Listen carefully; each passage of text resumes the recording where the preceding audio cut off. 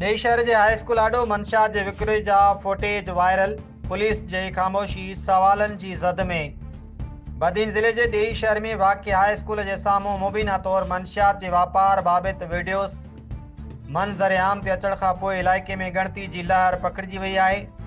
साम्हूं आयल वीडियोस में साफ़ तौर ॾिसी सघिजे थो त स्कूल जे भरिसां हिकु दुकानदार ते मंशियात जहिड़ा पैकेट ख़रीद कंदड़ माण्हुनि खे ॾिना पिया वञनि।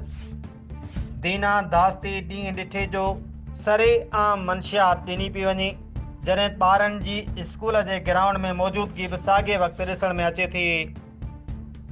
वीडियोज़ मूजिबि ॾुआरी सरगर्मियूं स्कूल जे साम्हूं बेधड़क जारी आहिनि, जे सबबि वालिदेन में ॻणती वधी वई आहे त संदन ॿार अहिड़े माहौल में तालीम कीअं हासिलु करे सघंदा। वधीक तशवीशनाक सूरत हाल तॾहिं पैदा थी जॾहिं हिकु वीडियो में मुबीना मंशियात फ़िरोज़ शख़्स ही जुमिलो चवंदे ॿुधण में आयो, SHO ॾेई तरफ़ां मोकल आहे, उन करे माल हलाए रहियो आहियां। हीउ बयान पुलिस जी मुबीना सहकार या नज़रअंदाज़ी बाबति नवां सुवाल पैदा करे छॾिया आहिनि, ख़ासि तौर ते जॾहिं तहिड़ियूं सरगर्मियूं तालीमी इदारे जे साम्हूं थियनि। इंसानी हक़नि जी तंज़ीम जे रद्दअमल मुताबिक़ वाक़िए ते रद्दअमल ॾींदे टीम ह्यूमन राइट्स पाकिस्तान जे मीडिया कोआर्डिनेटर ज़िला बदीन मोहतरम जनाब अलीम गुलाम खोसो जो चवणो त मंशियात जे वापार बाबति अॻु बि केतिरा ई भेरा ॾेई थाणे ते लिखत में शिकायतूं ॾिनियूं वयूं, पर का अमली कार्रवाई अमल में न आंदी वई आहे। हाणे जॾहिं फुटेज समेत सबूत मंज़र आम ते आया आहिनि, तॾहिं बि पुलिस तरफ़ां ख़ामोशी इख्तियार कई वई आहे, जेका ॻणती जोगी आहे। इलाइक़े वासियुनि पारां सिंध हुकूमत ऐं IG सिंध ऐं SSP बदीन खां मुतालबो कयो वियो आहे त मंशियात जे विकिरे में मुलवस माण्हुनि ख़िलाफ़ फौरी तौर केस दाख़िल करे क़ानूनी कार्रवाई कई वञे। स्कूलनि जे आसपास अहिड़नि ॾुआरी अंसरनि जी निशानदेही करे सख़्त क़दम खंया वञनि।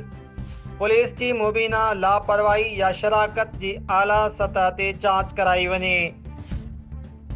मक़ामी वालिदेन ऐं उस्तादनि जो चवणु आहे त स्कूल जे साम्हूं मंशियात जी मौजूदगी नई नस्ल जी ज़हनी, जिस्मानी ऐं तालीमी तरबियत लाइ इंतहाई ख़तरे जो सबबु बणिजी सघे थी।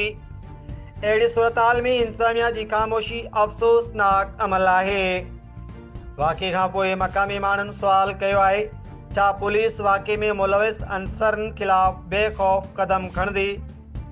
SSP बदीन साहिब जे अॻियां हाणे वीडियो सबूत मौजूदु आहिनि। इलाइक़े वासियुनि जी इहा ई उमेद आहे त इंसाफ़ लाइ क़दम खंया वेंदा। सोशल मीडिया सेंटर सिंध जी रिपोर्ट पेश करे रहियो आहे Ali Ghulam Khoso, media coordinator, team human rights Badin. सुबह का नहीं है, नहीं यार सुबह का ठीक है।